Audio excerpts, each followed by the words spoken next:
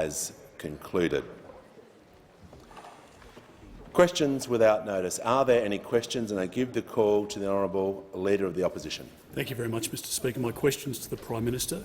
Respected independent economist Chris Richardson has said the RBA is sending up a distress signal to the government, warning it can't do the job of reducing inflation on its own. Under Labor, inflation is at a 33-year high. Interest rates have gone up 8 times in 8 meetings of the Reserve Bank.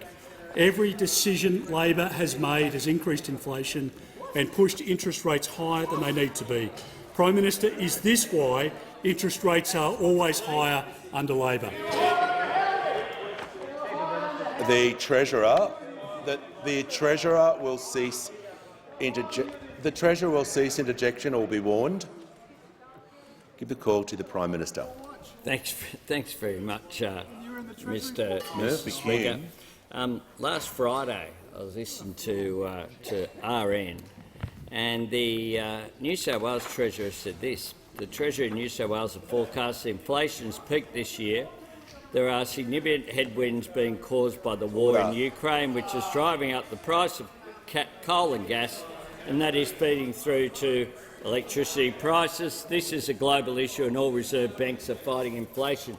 Indeed, the Reserve Bank is fighting inflation, and they say that our action is actually assisting in doing that. That's why we returned 99% of the revenue gains were returned to the bottom line, making a positive difference. Order. The member for Hume and the Treasurer will cease interjecting. Those opposite seem to be shocked by the fact that during a recession that occurred under their watch, what central banks will do, not just in Australia but around the world, is to lower interest rates in order to stimulate demand in the economy. That's what occurs under their watch. But they seem oblivious to any of that. They seem oblivious to the fact that interest rates were higher. Manager of Opposition Business. When John Howard was in government and when the person who asked the question actually occupied a position as Assistant Treasurer.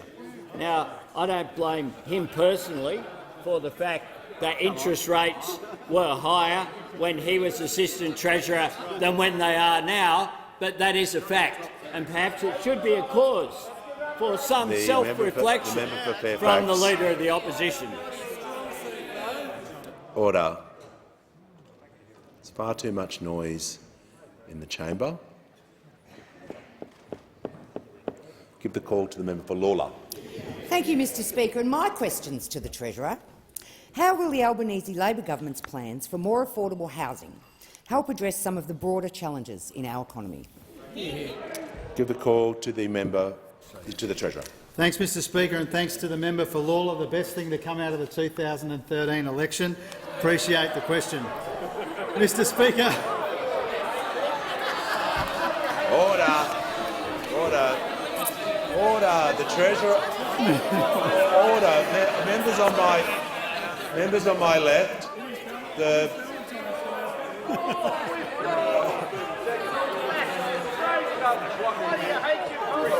member for Riverina. The House will come to order immediately, and the Treasurer will not be distracted and get back to the question. Thanks, Mr Speaker. Mr Speaker, we were elected to take on some of the big challenges facing our economy and facing our country. Inflation is the #1 economic challenge in 2023. It was in 2022, and that's why addressing inflation is the government's main focus. And through our 3-point plan to provide responsible cost of living relief by repairing our supply chains and showing appropriate spending restraint in a responsible budget, that is the best way to go about this hard task. Now, as the Reserve Bank said on Friday and the Prime Minister said a moment ago, we are taking some of the pressure off inflation through our 3-point plan to address the challenges in our economy. And the Reserve Bank made it clear that somewhere between a half and two-thirds, or half and three-quarters of the inflation in our economy comes from the supply side. And a lot of that is global, but a lot of it as well is the consequence of a wasted decade, where those opposite left neglected for too long too many of our economic challenges. and Australians are now paying a very hefty price for their failures to manage the economy well over the course of the last decade. We see that in the energy market with the lack of investment in cleaner and cheaper, more reliable energy. We see that in the labour market with the lack of investment in skills and training. And we see it as well in the housing market. Not enough done over a decade to boost housing supply in our economy. They racked up $1 trillion in debt, Mr Speaker, and still did almost nothing about housing supply in our economy. Order. There's far too much noise in the chamber. The member for Moreton is warned. When someone rises to a point of order, the House must come to order immediately. I hear from the Manager of Opposition Business. Well, Mr Speaker, on relevance, the question went to the challenges affecting Australia. It wasn't an invitation for the Treasurer to run through his normal fictitious list of excuses. I'm going to ask the Treasurer to return to the question. No worries, Mr Speaker. Mr Speaker, just like we've got a plan to fix the broken energy market and skills shortages, we've also got a plan to help address the housing affordability and supply challenges in our economy. We said we would tackle these challenges, and we are, because we know it's part of the broader inflation challenge in our economy. Now, the Housing Australia Future Fund, which will build more social and affordable homes under the oversight of the Housing Minister, will be a really important thing for us to do as a country. And the new National Housing Accord, an agreement with state and territory governments and local government and with the building industry and the super sector, will also build substantial amount of new homes. Now, it beggars belief, Mr. Speaker, that after being such a big part of the problem for the best part of a decade, those opposite are now voting against the solutions. We are trying to clean up the mess that they left, and once again they're standing in the way. We have an economic plan to deal with this inflation challenge and to build more affordable homes in our country. It's all about relief and repair, and it's also about restraint in the budget. They just have a political strategy to get in the way of us cleaning up the mess that they left us.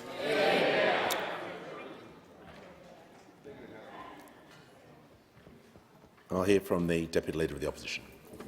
My question is to the Prime Minister. I refer to the Treasurer's description of one interest rate rise under the former government as a full-blown cost-of-living crisis. Since then, Labor have failed to deliver a plan to deal with rising inflation, and the cash rate has risen 8 times in 8 consecutive meetings of the RBA. If one rate rise was a crisis in May, how would the Prime Minister describe the 8 rate rises since?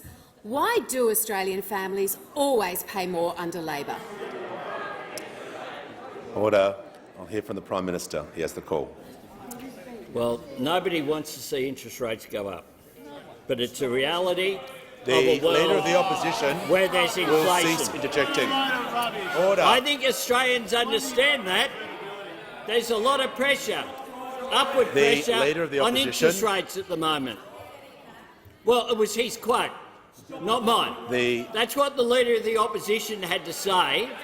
That's what the Leader of the Opposition had to say. The member for Barker. In May 2022. That's what the Leader of the Opposition had to say then. And the fact that you interjected so loudly and rejected that comment so strongly while I was quoting the Leader of the Opposition says a lot about the turmoil that is in your ranks today. Order. Order. Members on my right. Members on my right will cease interjecting. Otherwise, a general warning will be issued and people will not be staying for question time. When the House comes to order, hear from the member for Hawke. Thank you, Mr Speaker. My question is to the Minister for Housing and Homelessness. What are the consequences for Australians looking for a place to call home if the Housing Australia Future Fund is not established? Give the call to the Minister for Small Business, the Minister for Housing and the Minister for Homelessness. Thank you, Mr Speaker. And I do want to thank the member for Hawke for his important question. He understands, like does most of the people on this side of the House, but unfortunately not everybody in the chamber, he understands that many Australians are facing challenges as they try to find a safe, affordable place to call home. We know that some Australians are making some very tough decisions, Mr Speaker. The member for Deakin because, of is course, warned. Australians The member for Deakin is warned. Australians are paying the price for the little action from the former government over almost a decade when it comes to housing affordability and housing supply. But of course, our government, the Albanese Labor government, was elected with a plan to help tackle the housing challenges. We said we would establish a $10 billion Housing Australia Future Fund, and we've introduced that legislation. This would be the single biggest investment by a federal government in more than a decade in social and affordable housing in this country. It will create a secure pipeline, Mr Speaker, of funding for social and affordable housing. Order. It would be there in perpetuity, with returns being invested each and every year in social and affordable housing in this country. Mr Speaker, it's been called, I quote, a golden opportunity by the Urban Development Institute of Australia. And with the measure introduced today, this is when we introduced it last week, we are structurally equipped to act, said Power Housing Australia. This will provide certainty to the housing sector and particularly the community housing sector. And importantly, it will make a real difference to people's lives. And those opposite apparently also know this. The minister will resume her seat. There is now a general warning. The Deputy Leader of the Opposition is warned. When I'm speaking, it is not definitely the time not to interject. I don't know how many times I have to say that. Ministers should be heard in silence. This is not a free-for-all. If people continue, they simply and disrespect the standing orders, they won't be here. Give a call to the Minister for Small Business, Housing and Homelessness. Thank you, Mr Speaker. As I was saying, the member for Cowper over there wrote to me highlighting his concerns over, quote, housing affordability and availability. And the member for Lyne over there, who last year expressed to me concerns over the urgent need for housing for key workers. And of course, the member for Farrer just this morning said, and I quote, "I don't deny that there are housing pressures that Australians face." And they're all too happy to acknowledge the problem, Mr Speaker, but of course they don't want to support us when we are acting. They don't want to support us when it comes to delivering on our election commitment of a $10 billion fund. Indeed, the old coalition over there, they're saying no to building more homes for women and children fleeing family violence. They're saying no to older women at risk of homelessness. You're saying no to building homes for veterans who are at risk of homelessness. And you're saying no to building more homes for people in need right across the country. I think Australians today will be totally shocked to hear that those opposite are voting against these important investments in social and affordable housing for Australians that need it most.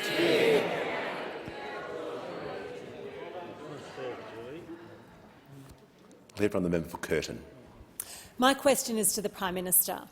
Last week we found out that the Minister for Communications, who is responsible for regulating online gambling, accepted $19,000 in donations as well as repeated hospitality from large gambling companies. Prime Minister, you promised to bring integrity back to politics. When the Minister makes decisions on gambling, how do we know if her decisions are based on what our communities need or what the gambling companies have paid for? Give the call to the Prime Minister.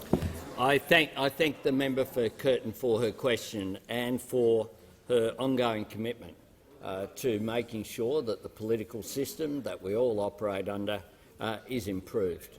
And that's why my government is committed through our Minister for the Special Minister of State bring forward reforms to make sure that, along with our National Anti-Corruption Commission, a change to the way that donations can be made within the system, including real-time declarations, including lowering the threshold of donations as well in terms of declarations. So I do note that the Minister for Communications has declared all donations in an appropriate way, and I know that the Minister answered a question on this last week. But I make this point about the Minister for Communications and how you know what a good job she is doing and why she has my absolute and total confidence is this. The Minister is committed to delivering a national self-exclusion register. That's called BetStop. It will allow individuals to exclude themselves from all licensed interactive wagering services in just a single step. The Minister is also implementing initiatives from the National member for Consumer Casey is Protection Framework, including the changed guidelines for messaging in advertisements. We're also progressing work around the classification of video games with gambling-like features, making a major difference there as well, with changes that currently aren't captured under the Interactive Gambling Act. In addition to that, we're working on a response to recommendations from the parliamentary inquiry on the use of credit cards in online gambling. The Minister for Communications is the person driving that work. That is obviously very important as well. We've also established an inquiry into online gambling, including the impacts of gambling advertising on children. So let me be very clear. The Minister for Communications' record when it comes to harm minimisation on gambling is exemplary. And that is why she has my total confidence going forward.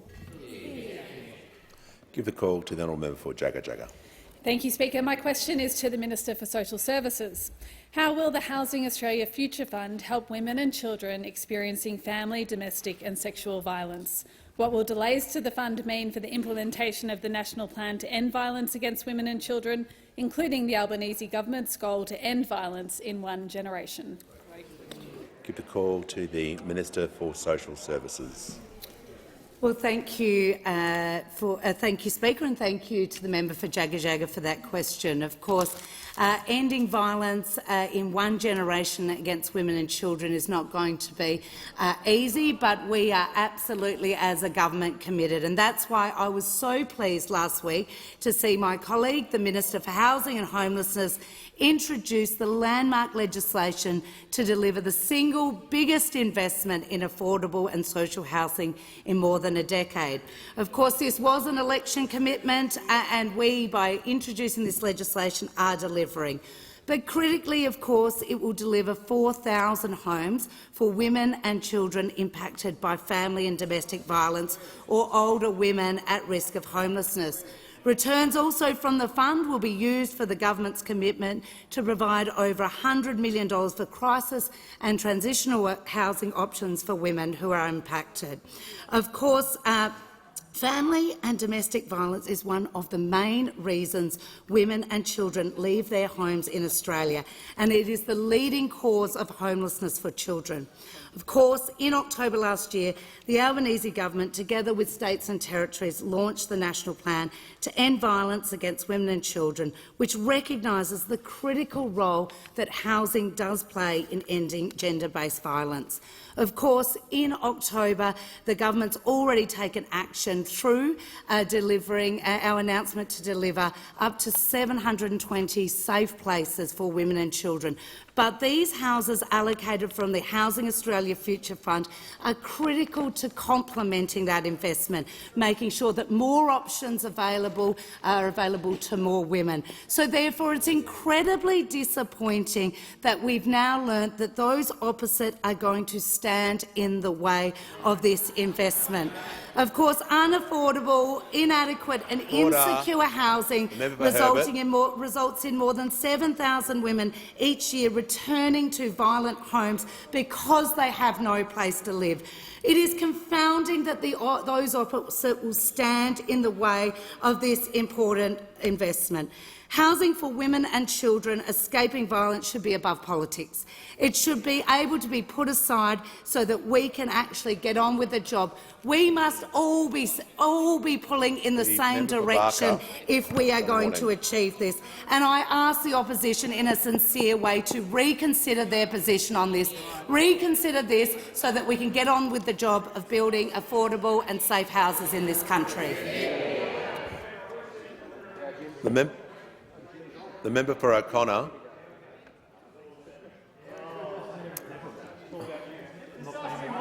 Order. The Treasurer is not helping. I'll give the call to the member for Hume. Thank you, Mr Speaker. My question is to the Prime Minister. In 2006, the Prime Minister said the government has failed to keep a lid on inflation in Australia's economy, and as a consequence, interest rates have kept going up and up. After 8 consecutive rate rises on this government's watch, will the Prime Minister take responsibility for rates going up and up? Why do Australian families always pay more under Labor? I give the call to order. Members on my right. I give the call to the Prime Minister. One this year. Order. Well, I'm asked by the Shadow Treasurer in 2023 about a quote from 2006. And they say they're backward-looking. And they say they can't keep up with the times. I don't know where they get that from, Mr. Speaker. I don't know where they get that from. But I'm sure that whoever faxed that quote to the Shadow Treasurer, I'll just accept that perhaps it's accurate, even though it wasn't detailed what was there. But we actually have a plan to take pressure off inflation. To therefore, that's the way you take pressure off interest rates. And we have a plan also so that monetary policy works with fiscal policy together in order to achieve an outcome. And that's why the Reserve Bank Governor last week was talking about the inflation as being at least half and perhaps even more, 2/3, because of supply chain restraints. And what are we doing about supply chain? As part of our three-period relief, repair, restraint, has asked his question. The relief is energy price relief that they voted against, cheaper medicines that they don't support, cheaper childcare that they don't support, fee-free TAFE that they don't support. The repair is about supply chains, and we have legislation for the National Reconstruction Fund so that we make more things here, and they're voting against that, as well as dealing with the skills crisis that we inherited. And the restraint was shown by us returning those revenue gains to the budget. That's our plan. Those opposite have no plans except saying no and getting quotes from 2006 faxed through to their offices. The truth is that what we need in 2023 is a forward-looking government, and that's what you have right here. A forward-looking government that's looking at the challenges that we inherited off the former government, the problems that they created. It's one thing to create problems, which you did. You left us with $1 trillion of debt, a massive skills shortage, no industry policy plans, manufacturing going backwards, but then you stand in the way of solutions as well. No wonder you won't ask the Treasurer a question. Time has expired. Hear from the member for Solomon. Thanks, Speaker. My question is to the Minister for Veterans Affairs. What support is the Albanese Labor government providing to veterans who are suffering homelessness, and what are the obstacles to this support being provided? Give the call to the Minister for Veterans Affairs and Minister for Defence Personnel. Well, thank you, Mr Speaker, and I thank the member for Solomon for this important question. And of course, the member for Solomon, as a veteran himself, is very committed to the cause of supporting our veterans, and I enjoy working closely with him in supporting the veterans in his community as around the country. And that's all part of how the Albanese government is committed to delivering a better future for our veterans and families. And of course, just as Australians across the country are confronted by difficulty accessing housing and cost of living pressure, that is absolutely affecting our veteran community as well. And that's why, as part of the budget last year, we expanded the Defence Home Ownership Assistance Scheme with a $46.2 million investment to allow our serving personnel to get access to housing assistance sooner and remove the cap for those that have left service to be able to access this scheme to help them as well.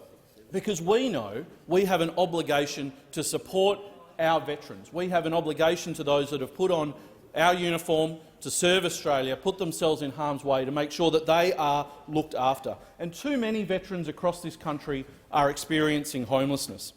Yesterday, the Assistant Minister for Veterans Affairs launched a toolkit outlining factors contributing to veteran homelessness, their service needs and the available referral pathways. There's also specific veterans homelessness services that are sprouting up across the country. And so I say to veterans and families, if you do need support with your living situation or homelessness, please contact DVA on 1800 838 372 or Open Arms on 1800 011 046. But more does need to be done. And we're getting on with the job in places like Darwin and the member for Solomon's electorate with funding for the Scott Palmer Centre. But crucially, to be able to expand this service provision for our veterans is our $10 billion Housing Australia Future Fund, which will support veterans, it will support our First Nations communities, it will support victims of family and domestic violence. As part of that $10 billion fund commitment is a $30 million commitment to support veterans experiencing homelessness, to support veterans that are at risk of homelessness, and not just with housing itself, but with the wraparound services that our veterans need to support them in getting into secure housing. But what do we see when we're putting forward a package designed to support our veterans that we took to the last election, that was widely supported by community housing, by veterans organisations? What we get is those opposite are opposing it. There's no support from those opposite for our veterans getting into secure housing. We have a situation where housing for veterans, for some reason, is opposed by those opposite. So I say for those that are sitting opposite, think very carefully about the message that you are sending to Australians' veteran community when you are opposing a package to support them when they're experiencing homelessness. Give the call to the honourable member for Moncrieff.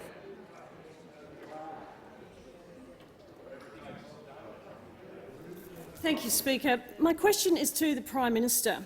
Can the Prime Minister explain to the House why Energy Australia is telling its consumers this week that the increase in electricity bills is due in part to, quote, some increases in government green schemes and market changes, unquote? Prime Minister, isn't Energy Australia right, and is this why your government constantly refuses to ever mention your election promise to cut electricity bills by $275? Why do Australians always pay more under Labor? Give the call to the Prime Minister.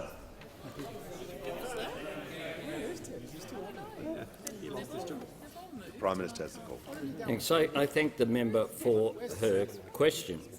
And the Reserve Bank of Australia have said this in their statement on monetary policy of this month. They said this: wholesale electricity and gas prices declined in response to the announcement of the temporary price caps on domestic gas and thermal coal in the Energy Price Relief Plan.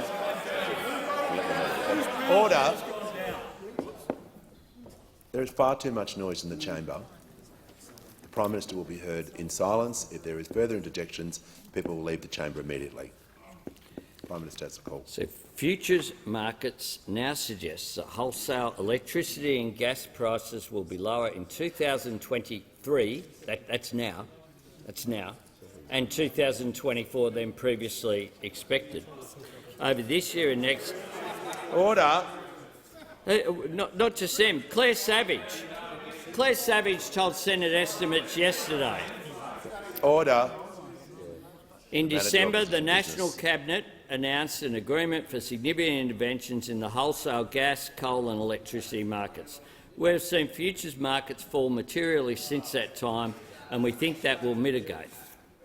That's what they had to say. The New South Wales Premier, so maybe you can interject on him too. I'm a free market guy and also a practical guy. So the fact you say I'm a free market guy and I'm supporting it must say something. It's states and territories working with the Commonwealth Government. Everyone on National Cabinet is on a unity ticket. And Matt Keane, the New South Wales Treasurer, said this: we're not on the side of energy bosses. We're on the side of consumers and businesses. Order. That's what Matt Keane had to say. That's what Matt Keane had to say in drawing a distinction between the two sides of this chamber. I say to the member who asked the question, you would have more credibility if you voted for energy price relief and hadn't have opposed the $1.5 billion that we will provide.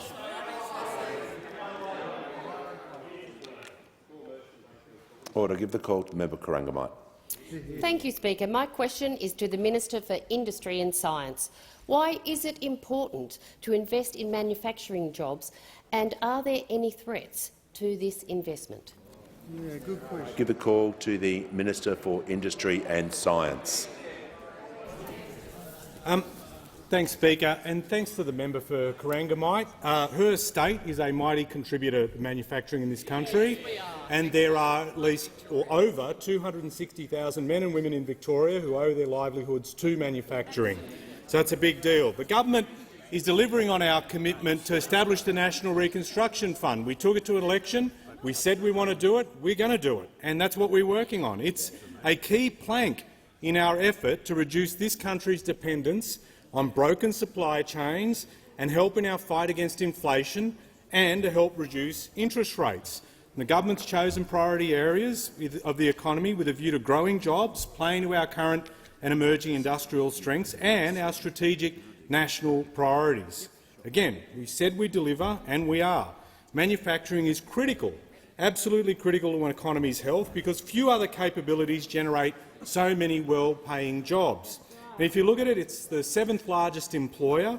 It creates nearly 900,000 jobs, and those jobs contain within just over 90,000 manufacturing businesses. And it is important to note that in some places it makes a huge contribution in regional communities. But notably, in Queensland, half the jobs in manufacturing are in regional areas. Very important. Very important. On my left. So we want to be able to grow those capabilities, and we want the National Reconstruction Fund to build and have those jobs from research and design to production. We need coders, welders, designers, researchers, machinists, everyone in between.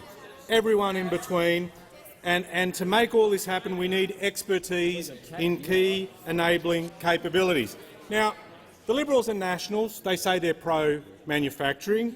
They love wearing the high-vis, but really, it's the cosplay coalition. They love the dress-ups. They love the dress-ups. They love putting on the high-vis, never there to back them. Never, ever there to back them. You know, when manufacturers, I remember that moment when manufacturers who make up half of the domestic gas demand needed support, they chose multinational profits over manufacturers. That's the record. And when we are ready to invest in capabilities, some of which will be dependent upon as part of our strategic alliances, say, for example, quantum and critical technologies, they won't support the fund that will support the development of that technology, keep companies onshore and make sure we can contribute. They are never, ever there when they are needed. Love to pretend, love to put on the high-vis, not there to back manufacturing workers, and particularly in regional communities that depend on manufacturing, they will be scratching their heads working out why the Liberal and National parties won't be there. Time has concluded.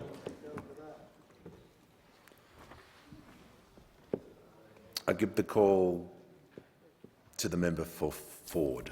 Thank you, Mr Speaker. My question is to the Prime Minister. A single mother with 6 children in Queensland has been hit with a $1,500 electricity bill, much of which is due to the mother's need to charge her NDIS-supported daughter's electric wheelchair.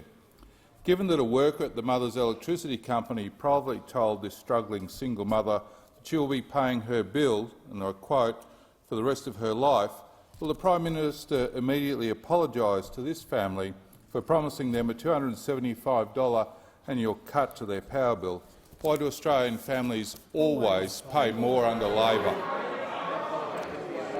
Order. Order. Members on my left. Give a call to the Prime Minister. Thanks very much, Mr Speaker, and I thank the member for Ford for his question. I do note that he was absent, he had leave when the vote happened in this parliament, which was $1.5 billion of assistance for people just like the constituent that he raised. And that is why that is why the Queensland government, as well as the New South Wales government, as well as every state and territory government, as well as this national government, all signed up to energy price relief, $1.5 billion. But those opposite, of course, voted against that. They voted against price caps that are already having an impact on prices. The member for Hume, we know, hid the price rises before the election and then misled Australians about it, actually changed the rules so it wouldn't be declared. And of course, as well, we know we're more vulnerable to international price increases than we should be, because 4 gigawatts of capacity got taken out of the grid and only 1 gigawatt put in. We're more vulnerable because we had 22 energy policies announced, but not a single one delivered, and they left us with an energy grid that was built for the last century. Even Snowy Hydro, which is a positive initiative, they just forgot to plug it in at any time to the grid. Those opposite came up with all sorts of fantasies about a way forward, including, I well remember, in Queensland, the feasibility study that was happening for the Collinsville power plant. Collinsville. They gave the $4 million for the feasibility study, I wonder to who? To the proponent. To the proponent. Here's $4 million to see if your project stacks up. Well done, Angus. Well done, Angus. And they took that to an election. They told Queenslanders that it was going to make a difference. Order. The Prime Minister will pause. The members on my right will cease interjecting so I can hear from the Manager of Opposition Business on a point of order. It's on relevance, Mr Speaker. If the Prime Minister has no practical assistance to offer this single mother resume and her your family, seat. That was borderline abuse of standing orders, Manager of Opposition Business. You won't be warned again if that happens. The Prime Minister is in order. The question was about electricity prices and energy. He is answering the question directly. You give him the call. And price relief, and we had $1.5 billion of price relief that they voted against. They voted against because they had the Collinsville fantasy that they took to an election. They kept talking about throughout the entire last term, knowing that it was never going to happen. Knowing that it was never going to happen, a bit like the glow-in-the-dark nuclear fantasy they're on about now. The call to the member for Gilmore. My question is to the Minister for Infrastructure, Transport, Regional Development and Local Government. How is the Albanese Labor government supporting regional manufacturing, and what risks are there to this approach? Give the call to the Minister for Infrastructure, Transport, Regional Development and Local Government. Thank you. Can I thank very much the member for Gilmore for her question. She lives in regional Australia just like me, and she knows what a great place it is to live and how important it is to actually stand up for regional manufacturing jobs. This government is delivering on our priorities, and we know how important the $15 billion regional and the National Reconstruction Fund is to our regions, because it will support regional manufacturing, and it will transform Australia's industry and create secure, well-paid jobs in regional manufacturing across all of our communities. We know that it will drive the transformation of Australian industry, and it revives our ability to make world-class products here, particularly in our regional communities. We expect that the investments in priority areas such as resources, in agriculture, not much ag in our cities, I'd have to say, defence and renewables will help and will have a strong regional impact.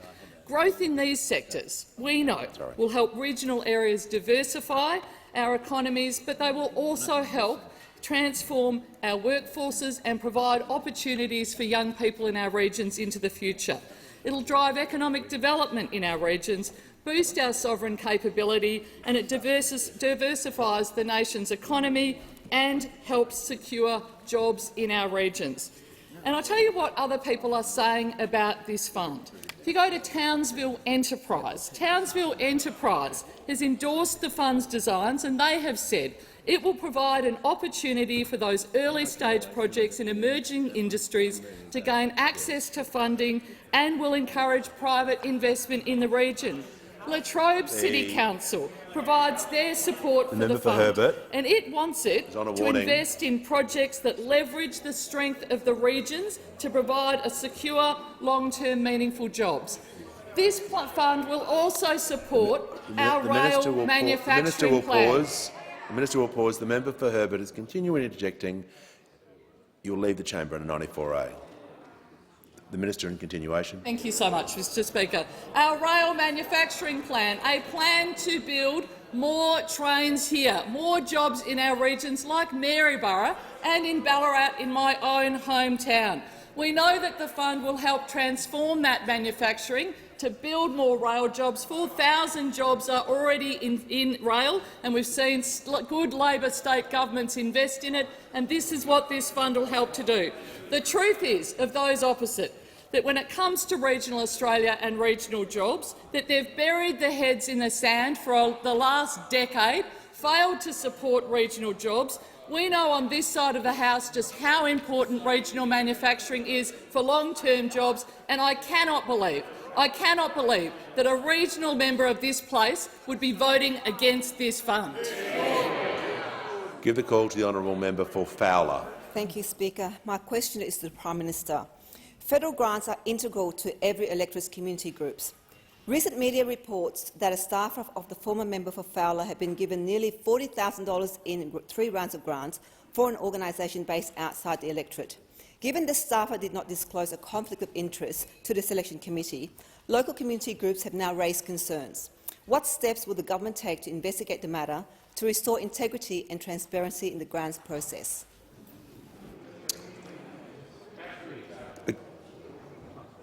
The member Barker will leave the chamber under 94A.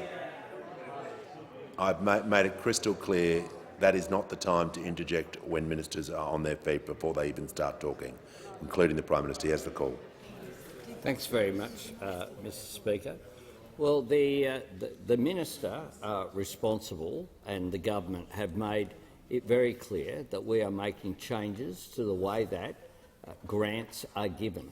That is why, and those objected who were opposite who were objecting just before should indicate that when we announced our budget, which cut out a whole lot of the discretionary funds, they objected at that time.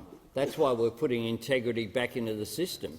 I was talking just yesterday about walking past North Sydney Pool, walking Toto, the dog, and there you've got a regional pool, and it was justified. It was justified. It's right. You can see where it is. It's right next to the pylon on the Sydney Harbour Bridge, because maybe someone from the bush might have a swim in there once in a while. That sort of programs that they've engaged in is just extraordinary.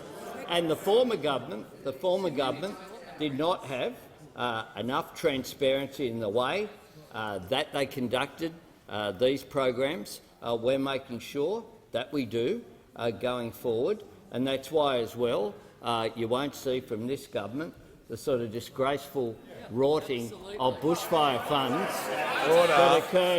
that occurred from the National Party. Give the call to the member for Hunter. Thank you, Mr Speaker.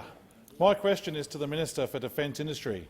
Why is a strong manufacturing industry critical for Australia's national security? How is the Albanese Labor government supporting the defence industry, and why is this important after a decade of neglect? Give the call to the Minister for Defence Industry and the Minister for International Development and Pacific. Thank you, Mr Speaker, and I thank the member for Hunter, my neighbour and close friend. Mr Speaker, we face the most challenging strategic environment since World War II, and a sovereign manufacturing industry is critical to our national security. The COVID pandemic, its impact on the supply chains and the war in Ukraine has again demonstrated the need for manufacturing sovereignty. We must be a country that makes things. We need to build our key defence capabilities here, and we must be able to sustain and upgrade our platforms. And that's why the Albanese Labor government is committed to supporting Aussie manufacturing, especially in the defence industry. And that's why we'll establish a new defence industry policy informed by the Defence Strategic Review and supported by the Australian Strategic Research Agency. This defence industry policy will be complemented by the National Reconstruction Fund that will support and help grow defence manufacturing. I'm proud that defence is one of the NRF priority areas under the Minister for Industry, and that's why I can't understand why the opposition is opposed to the NRF. The Coalition's opposition to the National Reconstruction Fund demonstrates they are opposed to Aussie manufacturing. It also demonstrates that they aren't serious about supporting defence industry and, through it, our national security. Now, Mr Speaker, I'm asked about a decade of neglect. This neglect started with the very first decision the last government made about defence industry, and that was to send a $1 billion contract to Spain to build the very large Navy supply ships. Mr Speaker, they sent supply ships offshore. We built the air warfare destroyers here. They killed the car industry. We saved Bendigo through the Hawkeye mobility vehicle. They wanted to build submarines in Japan. We will build our nuclear-powered submarines in Adelaide. And, Mr Speaker, they had 12 defence and defence industry ministers. And this neglect was not just bad for defence industry, it led to 28 major defence projects running cumulatively 97 years late. And we also heard yesterday that they spent $114 million to place only 200 workers in naval shipbuilding jobs. 200 workers. That equates to over $500,000 per worker placement. The Coalition, through its opposition to the National Reconstruction Fund, is opposed to Aussie manufacturing and is weakening our defence industry, so critical to our national security. By contrast, the Albanese government is backing Aussie manufacturing, not just because it delivers high-skill, high-wage jobs, but because it's vital to our national defence. And I say to the opposition, if you really care about a sovereign defence industry, it's time to get behind the National Reconstruction Fund. Put the call to the honourable member for Flynn. Thank you, Mr Speaker. My question is to the Minister for Defence Industries. Can the minister nominate a single major defence vessel that Labor commissioned between the years 2007 and 2013? I give the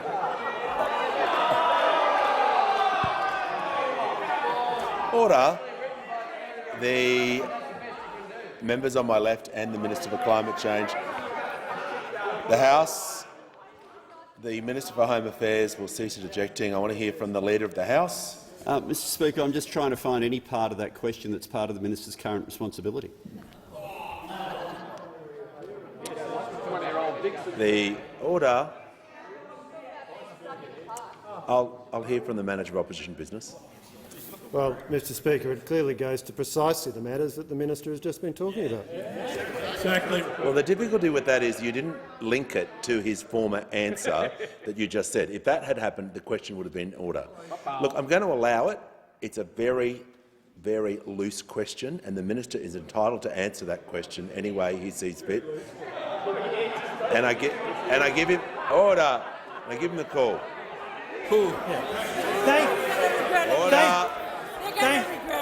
Thank you, Mr Speaker, and thank you for that very generous question. It's rare to get a Dixie from the opposition. Order, members on my left. I left. got one last week, and I've got another one today.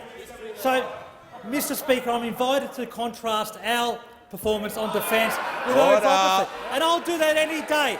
Day. Let's start with defence ministers. They had 12 defence and defence industry ministers, and what did that lead to?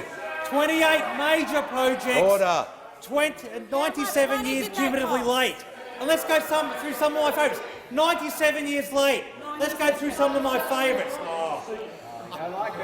The minister will resume his seat, and I'll hear from the Leader of the Opposition on a point of order. Mr Speaker, it'll come as no surprise to you this is a point of order on relevance. The minister was asked a question which you allowed and ruled in order. The question couldn't have been clearer or tighter. It said, and I quote, Can the minister nominate a single major defence vessel that Labor commissioned between the years of 2007 and 2013? I'll give him a hint, it's less than one. Resume your seat.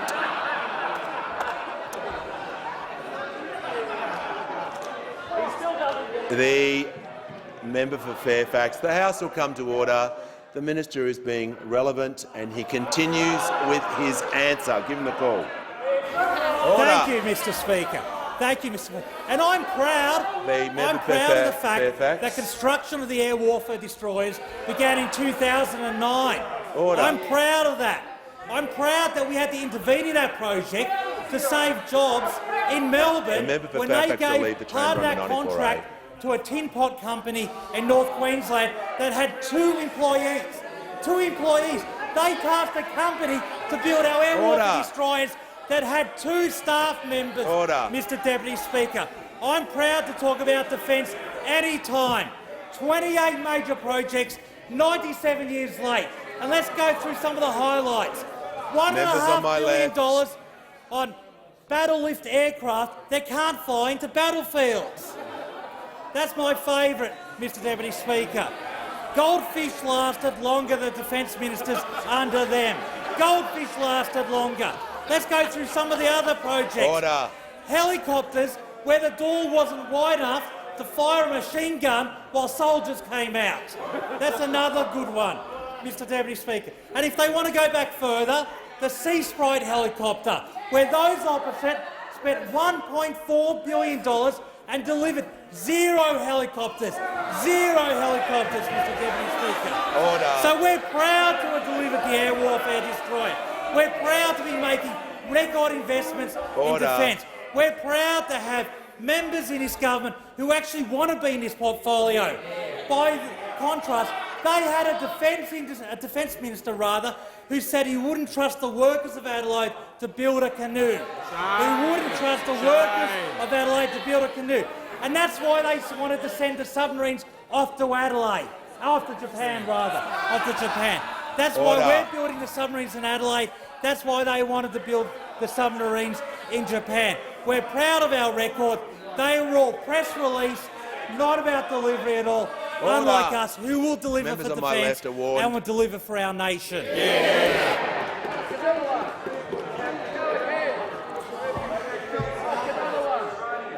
Order. The House will come to order. Order. There is far too much noise. Question time will be heard in silence. Give the call to the member for Tangley. Thank you, Mr Speaker. My question is to the Prime Minister. Why is a forward-looking defence strategy review important to ensure our nation's security is enhanced? Give the call to the Prime Minister. I thank the member for Tangney for his question, and this afternoon the Defence Minister and I will receive the Defence Strategic Review from, of course, the great Angus Houston, who has served Australia so well for such a long period of time. This is about preparing Australia for the challenging strategic circumstances that we face.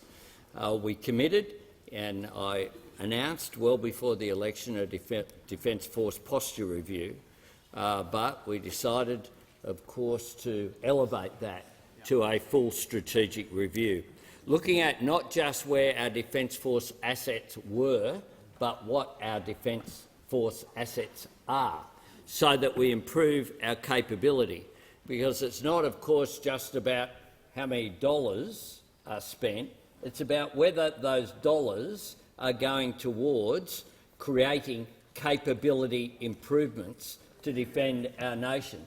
As the minister has just pointed out, we want to make sure that our assets are fit for purpose and that they deliver the greatest return on investment. So I thank Angus Houston and Stephen Smith for the extraordinary work that they did, and I thank all of our, not just our Defence Forces, but those in the public who made submissions, but also I do thank the international partners who met with us as well and who engaged with the review, because it's quite clear that we need to do better. When we came to office, we inherited 18 major projects running a combined $6.5 billion over budget, 28 major projects running a combined 97 years late, a future frigates program that's $15 billion over budget and delayed into the next decade. Those opposite, of course, 6 defence ministers in 8 years. And the Shadow Minister said, yes, we squandered a lot of opportunity through the leadership changes.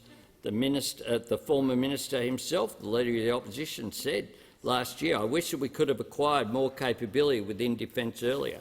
Well, that's precisely what we are doing, making sure that we're actually big on delivery, not just announcements. I do note the matter of public importance today that's usually looking forward extraordinarily from the Shadow Defence Minister, the continuing consequences of the last Labor government's defence spending cuts.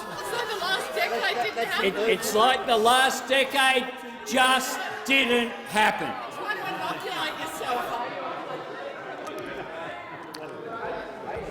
Order. I give the call to the honourable member for Ryan. Minister for Resources, 68% of emissions under the Safeguard Mechanism come from corporations and their peak bodies that donated $896,000 to Labor's election campaign, including coal and gas companies. The proposed Safeguard Mechanism changes won't stop new coal and gas and will allow fossil fuel companies to continue polluting through offsets. Minister, are you willing to make the climate crisis worse by approving new coal and gas projects for your corporate mates? I'm just going to ask the member for Ryan to rephrase the end part of her question. Yeah.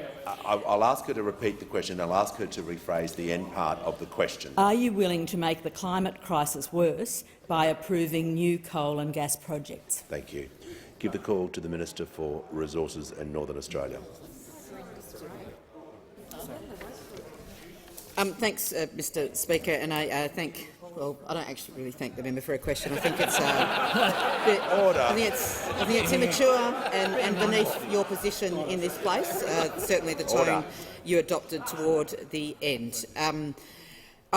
Of course, as the Shadow Resources Minister, when I was in opposition, and also as now the Resources Minister, I do deal with the resources industry. Of course I would, and no one would expect any less. And I'm not the only one, and neither should I be. I imagine you might meet with the resources industry, and I encourage all crossbenchers and all members of Parliament to engage with the resources industry, because they're one of the biggest employers in this country, and they are the foundation of the prosperity of this country. Since we started extraction in this country, whether it be through gold or coal or nickel, and in more modern times iron ore and other commodities, more recently our new developments in critical minerals such as lithium, cobalt, developments in nickel hydroxide, which will be the underpinning of clean energy technologies that will take us to net zero emissions.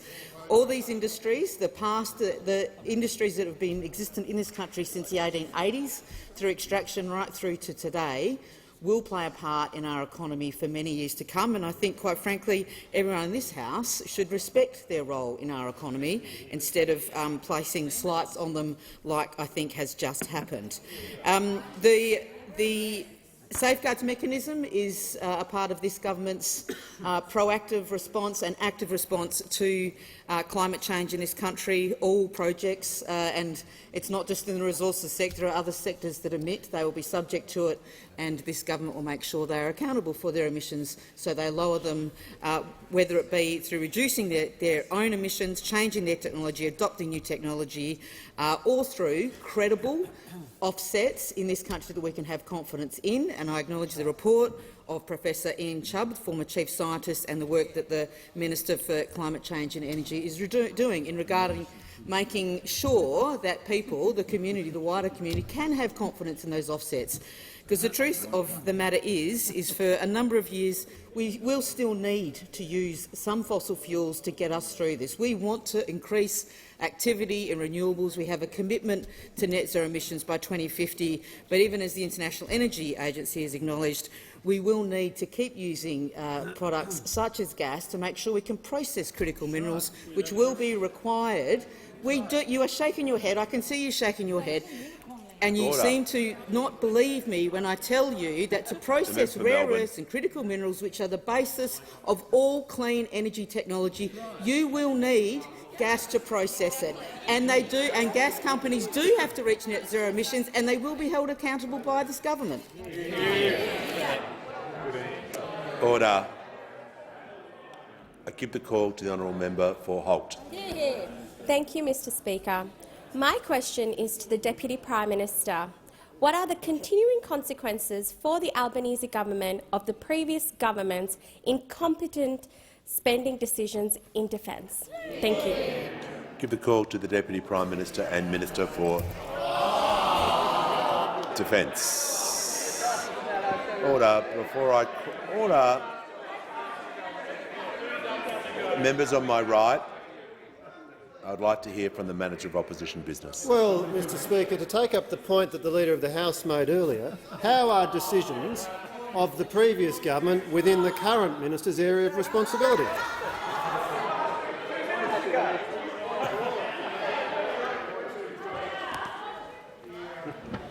I'll hear from the Leader of the House. Thanks, Order. Speaker. To the point of order, the question begins, what are the continuing consequences for the Albanese government? That's the answer to the question that the Manager of Opposition Business just asked. The question is in order. The first part is correct. The first part of the question is the key. I'm going to ask the Minister to make his answer relevant, and I give him the call. Can I thank the member for her question, and thank you, Mr Speaker, and let me explain. This afternoon, the government will be receiving the Defence Strategic Review from Sir Angus Houston and Professor Stephen Smith, which is the single most important re-evaluation of Australia's strategic posture in the last 35 years against a backdrop of the most complex strategic landscape that we have faced since the end of the Second World War. The review has met with 150 different experts across academia, think tanks, defence industry and the Defence Force itself. It's received more than 360 submissions from the general public, and I have no doubt that the report that the Prime Minister and I are about to receive will be one of the most important works in Australia's defence history, and the government will take some weeks to consider this review before we announce an unclassified version of it, along with our response to it. But none of this happens in a vacuum, because the decisions that this government now has to make come on the back of a lost decade from the former coalition government, the worst national security government in our country's history. Now, time and again, we watch those opposite making decisions based on politics rather than policy, such as their decision to down-select the attack-class submarine program to one tenderer before they even completed the design, just so they could do a single press conference in the lead-up to the 2016 election. That decision alone cost the Australian taxpayer billions of dollars. It was an epic failure from a government which, when it left office, had 28 different defence programs running a combined 97 years over time. But the decisions of those opposite aren't really a surprise, because they never took defence seriously. 6, really 7 different defence ministers in the course of 9 years, underpinned by another 18 defence ministers over the same period of time. It was for them a revolving door. They could not have treated defence with more contempt, because for those opposite, becoming a defence minister was simply receiving a trophy. Well, let me say this. The Defence Strategic Review ushers in a new era of defence policy in this country, one where our decisions are rooted in proper judgments, judgments which are based in the national interest, a national interest which has at its heart keeping Australians safe. Give the call to the honourable member for Macpherson. Thank you, Mr Speaker. My question is to the Prime Minister. Last night, it was revealed the Minister for Home Affairs received department advice highlighting the importance of temporary protection visas as deterrents that support Operation Sovereign Borders. Can the Prime Minister guarantee the dumping of TPVs won't provide an incentive for people smugglers, compromise our border protection and reopen our borders? Give a call to the Prime Minister. Put it out by text message. Thanks very much. I thank the member for her question. And she refers to last night, and I assume she's referring to Senate estimates, where Mike Pezzullo was asked the following question. Mr Pezzullo, I've just noticed the media reporting. Did the department advise against the changes to TPVs as announced today? Mike Pezzullo, no. No. In a word. Unequivocal no? No. The government, I can assure you, has listened to advice and put in place the appropriate mitigants. So the short answer about whether the government has acted contrary to advice, I would say no. Give a call. The member for McPherson on a point of order. No, I seek to table a document, Mr Speaker. I seek to table the relevant page of the incoming minister's brief. We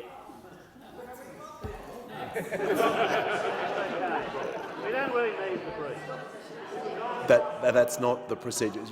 Are you asking the Prime Minister to table, or are you tabling? I'm seeking to table. I am seeking to table the relevant page of the incoming minister's brief, which makes it very clear what advice was given to the Minister for Home Affairs. That wasn't relevant to the question, but I'll hear from the Leader of the House. In terms of the procedure, leave can be sought to have tabled a document that the Minister or Prime Minister was referring to. The document that the Prime Minister referred to was a transcript from last night's proceedings, and so if that's sought to be tabled, well, then you're outside the standing orders. There's not the time to table that document, so resume your seat.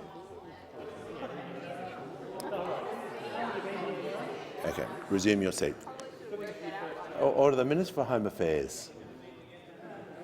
Can I have silence so I can hear from the member for Bean?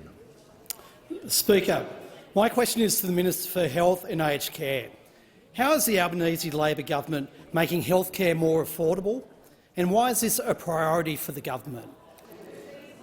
Give the call to the Minister for Health and Aged Care. Maybe I should swear myself in. Well, thank you, Mr Speaker. Thank you very much. And I thank the member for his question, because he's such a relentless advocate for better and more affordable services in his community in the ACT.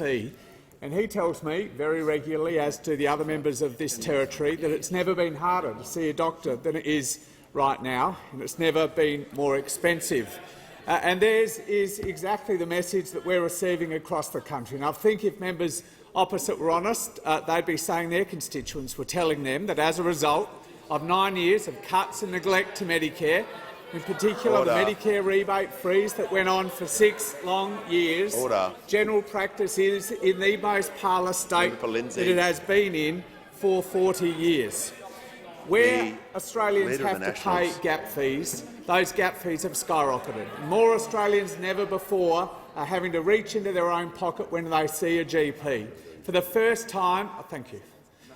Just getting some fashion advice from the Leader of the Opposition to do my jacket up. The Minister will continue. Shows how desperate I am for fashion advice, Mr Speaker, that I reach into the bottom of the bucket and take some advice from the Leader of the Opposition. But take it I will. Take it I will. Such is the generosity of spirit. Such is the generosity of spirit. The Minister will not take free advice. He will continue with his answer. He seeks to distract me from his poor record, Mr Speaker.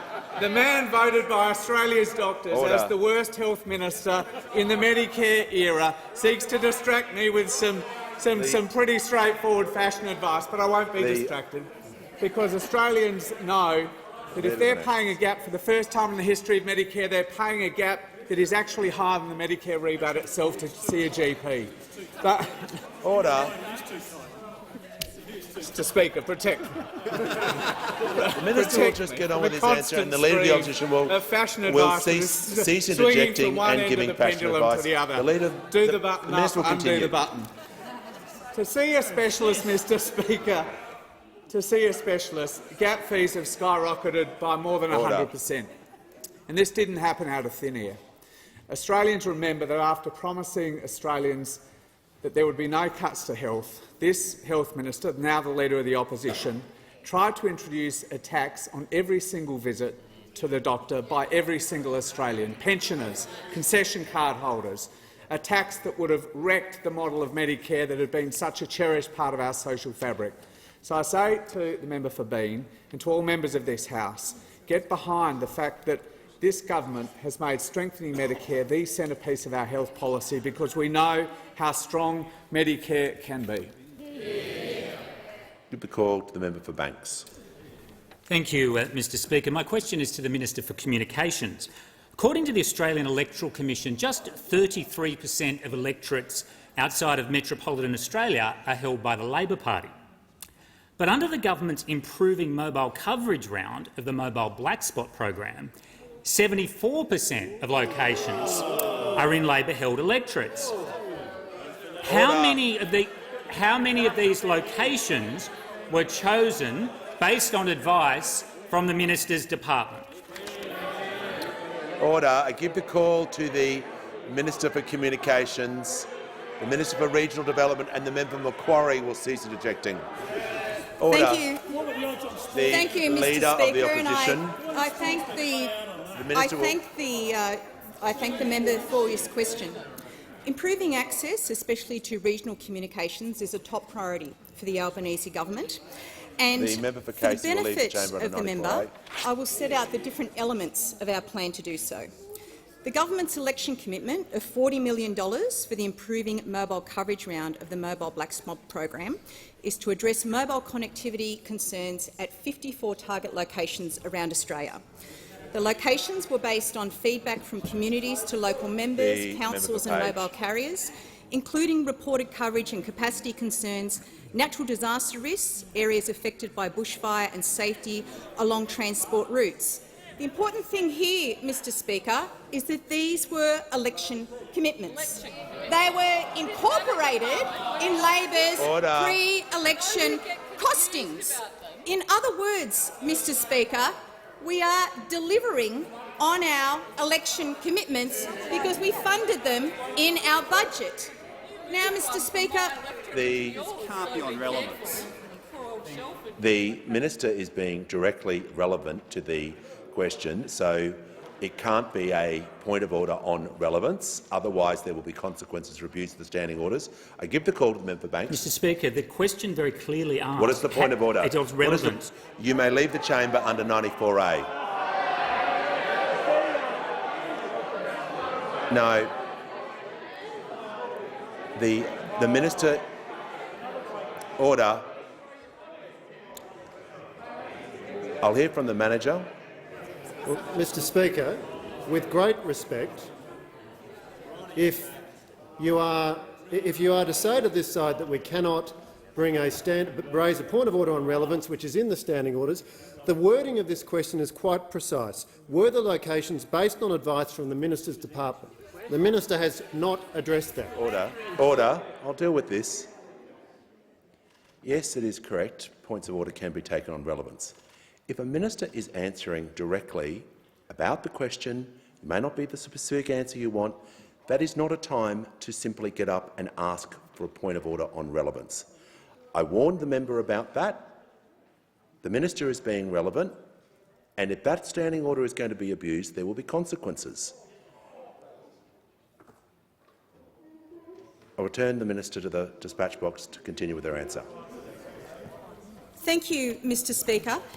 Now, it appears the member is confusing election commitments with other funding allocations that were made under the October budget.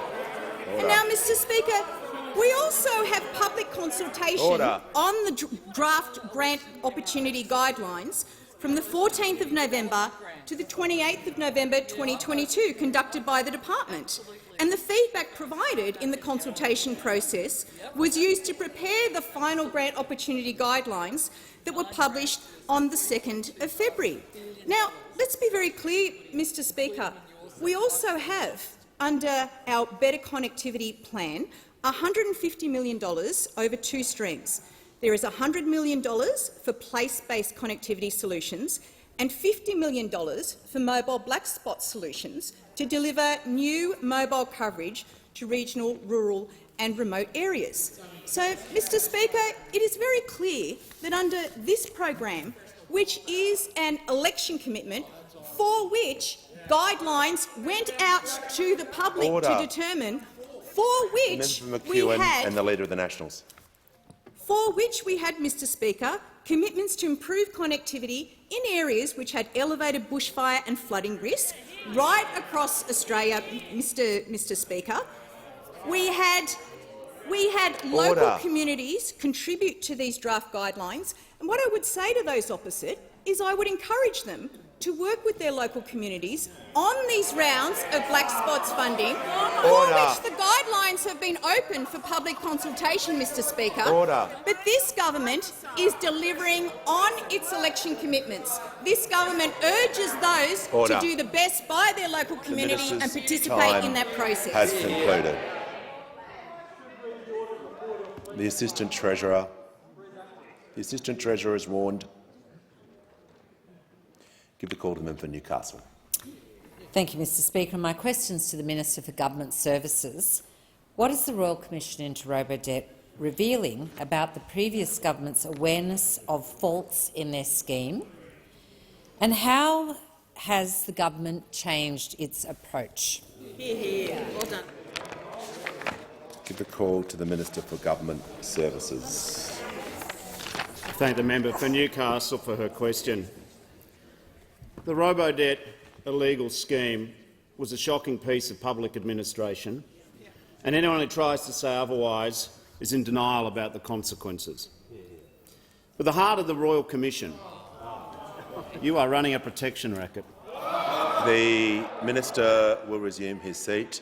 The Manager on a point of order. Well, Mr Speaker, I just want to refer you to the ruling that you gave last week, where you said my approach has been to allow evidence to the Commission which has been publicly reported, but what I am less comfortable with is putting a construction on the evidence or the drawing of conclusions about the conduct of individuals who are parties to the proceedings.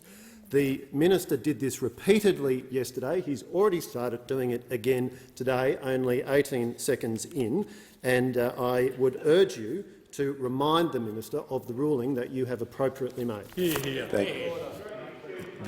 Before the member for Lyons, I have made 6 rulings from the 7th of November to yesterday, and I'll remind the Minister that any statements by the Minister are constrained to those matters already raised in the public domain, and I'll remind him and all members statements made in reliance on the evidence provided should not appear to reach a concluded view.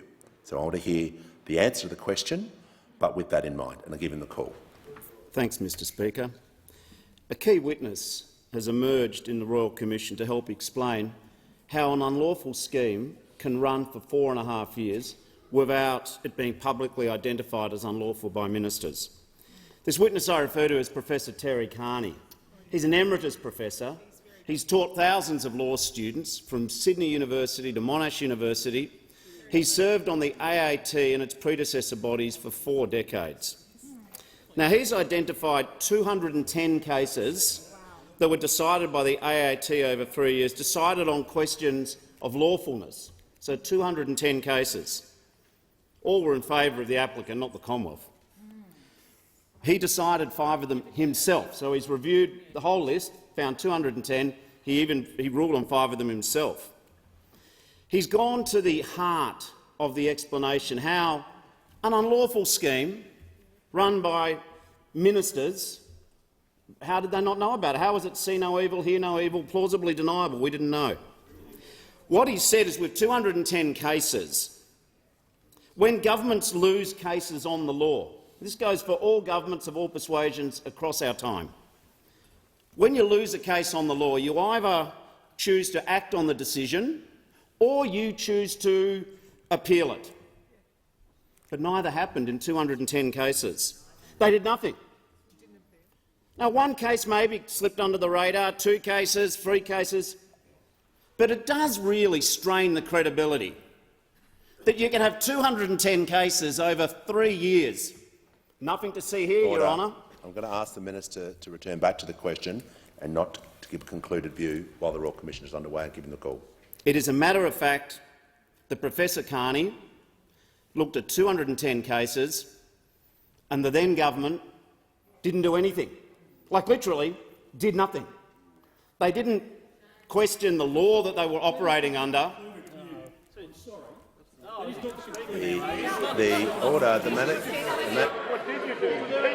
The manager will resume his seat.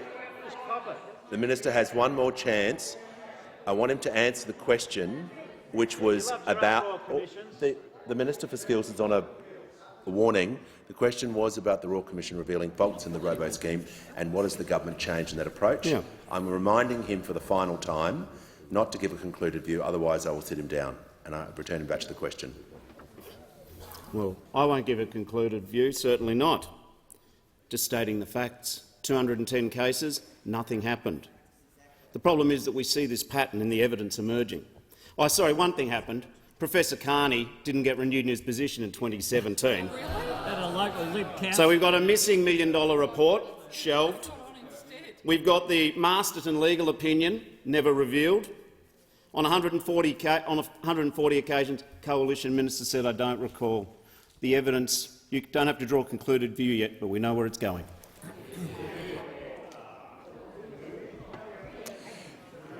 Give the call to member for Groom. Thank you, Speaker. My question is to the Assistant Treasurer. Last week, The Australian reported on the millions of dollars flowing from industry super funds to unions, including over $3.5 million from super funds to the CFMEU, a union which donated $4.3 million to the Labor Party last year. Why did the Assistant Treasurer try to change the rules so such donations would no longer have to be publicly reported?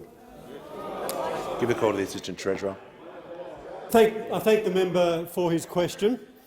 It is true, Deputy Speaker, that Labor stands behind superannuation.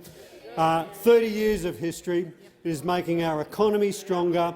It is making Australians wealthier in retirement. The average Australian woman today is retiring with $120,000 in superannuation. The average Australian male, $180,000 in superannuation. And in this July, superannuation contributions will go up by 0.5%. Every single one of those dollars and every single percent has been opposed by those opposite. We stand for superannuation. We believe that it should be performing well, and we believe that every single dollar that is contributed to a superannuation fund should be used for the purpose of advancing members' retirement income. Should be used for the purpose of advancing members' retirement income. Which is why, upon coming into government, we reviewed all of the transparency arrangements that we're applying to superannuation funds and the reporting arrangements. And when we did that review, we discovered there were big gaps. Yes, it is true that the members opposite and the previous government introduced new reporting arrangements. They were politically driven and ensured that members received misleading and ambiguous information. So we have reviewed these arrangements and put in place new reporting and new transparency arrangements. Number one, as a result of our legislation, as a result of the legislation introduced by myself, the Assistant Treasurer will resume his seat. Are you allowed to eat in the chamber, are you? Order.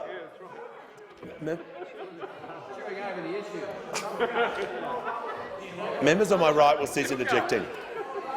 Members on my right will cease interjecting. I'd like to hear the member for Groom on a point. Speaker, this is a cover-up, not an answer. The question's very clear. Why did resume your seat? Resume your seat. Resume your seat. No, just the minister will pause. The House will come to order. The House will come to order. I thought I'd made this crystal clear about the abuse of standing orders. You do not rise to your feet and start yelling anything you want. Order. The Minister for Education. That is an abuse of the standing orders. We've been down this road before. That is not acceptable behaviour. You'll leave the chamber under 94A.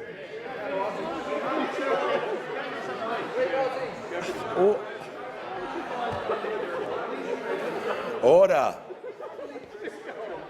The House will come to order. The Assistant Treasurer will continue with his answer. Thank you, Mr Speaker. Now, as a result of the new reforms that our government has put in place in transparency in superannuation, there will be a new requirement for superannuation funds to publish an annual report and have it filed with ASIC. It didn't occur under this mob over here. They said they stood for transparency. No requirement to file and produce an annual report. New legislative requirement. In addition to that, there will be an annual transparency report, including on the matters that have been raised by the member who has been ejected from the chamber, about donations, about payments to related parties, a single point of truth, so that not only is it available to fund members, it is available to the journalists, it is available to analysts and available to members of parliament to not only understand and look at the payments that have been made and the performance of every single fund that you're a member of, but every other fund in the registered superannuation system as well. And in addition to that, they will receive a notice of annual meeting. Now, under the proposition that the members opposite putting forward, you will not get one extra skerrick of transparency, not one extra skerrick of transparency, but loads of confusion. Concluded. I give the call to the member for Bennelong. Thank you, Mr Speaker. My question is to the Minister for Immigration, Citizenship and Multicultural Affairs. How has the Albanese Labor government improved the administration and processing of visa and citizenship applications? Give the call to the Minister for Citizenship, Immigration and Multicultural Affairs. Thank you, Speaker, and I thank the member for Bennelong for his question. I know that in representing his diverse community so well, these are issues of great importance to him. He's already been a terrific advocate on all of these questions. Now, he knows, and members on this side know, that when we came into government there were almost 1 million visas waiting to be processed, an enormous backlog for a country of our size, with huge consequences for our society and indeed for our economy. Today I'm pleased to let members know the number is now below 600,000. And working with my friend, the Minister for Home Affairs, we have sought to deliver the certainty that is so important for families, for businesses and, importantly, for prospective migrants, because we recognise that we are in a global fight for talents. And after the investment in the visa system that was secured through the Jobs and Skills Summit, at which some members were not represented, there are now an additional 485 staff supporting our visa system. These people, these hard-working people, have helped process now more than 4.7 million visa applications. This is only possible because of the investments the Albanese government has been making and, of course, due to the hard work of these workers. And their work has seen a real difference. Waiting times for visa categories like international students and skilled workers have now been slashed. I'm pleased to advise that international students looking to come and study at universities here now wait an average of 12 days. 12 days instead of months and months when we were sworn in as ministers. Applications for temporary skill shortages are now turned around in weeks instead of months under those opposite. And in critical areas of need, which the member for Chifley has been talking about so effectively so often, like IT and cyber security, the time to process a temporary skilled visa is down by 60%. And this government is filling skill shortages right across this country, in the cities and the regions, by delivering a regional visa program that is, get this, 3 times larger than that delivered by those opposite. 3 times larger. Now, we've also, unlike those opposite, recognised the importance of citizenship. We are a nation built on citizenship. It is a common bond that unites all Australians, and too many Australians have waited too long under those opposite because of the previous government's long-term neglect of the immigration function of national government. On their watch, citizenship processing times tripled. But I'm pleased to announce that now, for the first time in over 5 years, there are less than 100,000 citizenship applications waiting to be processed. We are taking responsibility and getting on with the job, not talking about problems but solving them. I'll call the Prime Minister. Thank you, Mr Speaker. On that very positive note from the Immigration Minister, I ask that further questions be placed on the notice paper. Just before I call the Leader of the House, I just want to acknowledge in the gallery Youth in Search, which is a peer-led youth intervention organisation. Members there are very warm welcome to you all. And I call the Leader of the House, who has indicated he's seeking the call. Yeah, thanks, Mr Speaker. I seek to make a personal explanation. Do you claim to be misrepresented? I have been, and it's you an may odd proceed. One. On the notice paper today, the Manager of Opposition Business has described the National Cultural Policy, which I personally announced, as only relatively modest new funding for the arts of around, and I quote, $60 billion a year over 4 years.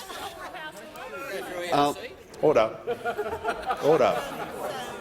I regret to inform the House that I have not been able to secure $60 billion a year over the next 4 years.